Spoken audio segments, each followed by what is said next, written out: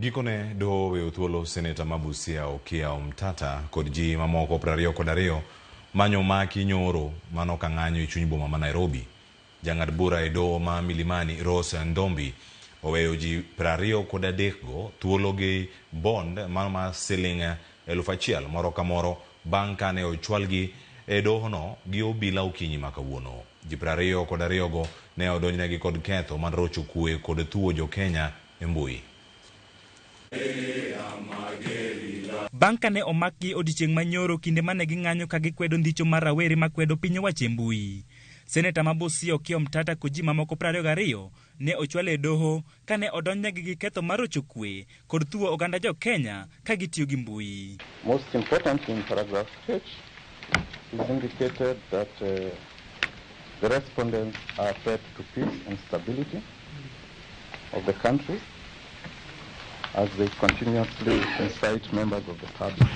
Obila ne dwaro ni ji 23 go ogeng'negi e tesend obila kuom thuolo mar ndalo 14 mondo omigi thuolo mar timo nonro. Kata kamano, Okinde Omtatah kod joma ne omake godo kotelnegi gi Kalonzo Musyoka kod Martha Karua ne okwedo ketho makamago kendo kwayo doho mondo owegi thuolo. Kenyans have a right to demonstrate, to picket, to petition whoever in a peaceful manner, Your Honor. Therefore, we urge that you release these peaceful Kenyans unconditionally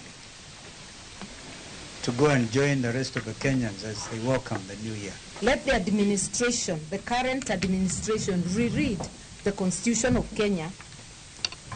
It doesn't say anywhere that when those in authority are not pleased by the questions Kenyans are asking, Kenyans have to be incarcerated.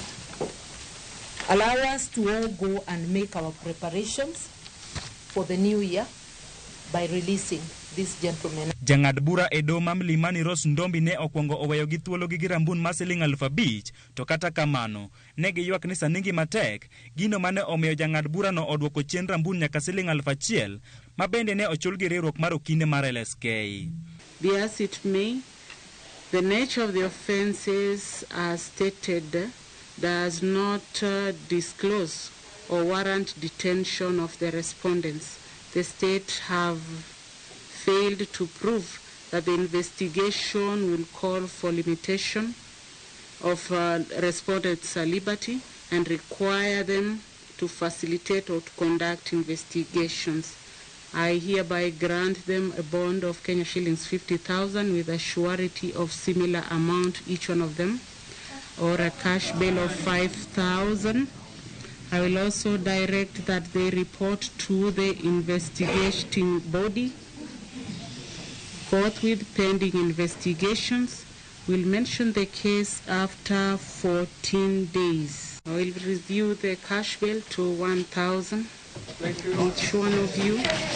Kata obedo ni owegi thuolo, simbe ji 23 go pod odong' e tesend obila ka obila tiyo kodgi e timo nonro ka burano ochiki ni ibiro winj kendo tarik 21 dwe mar 1 higa manyien. For the respondents, you'll be reminded that you'll be required to attend court as and when you're required to do so. Frederick Omondi, Ramogi TV. Jatend migawo mar somo Julius Ogamba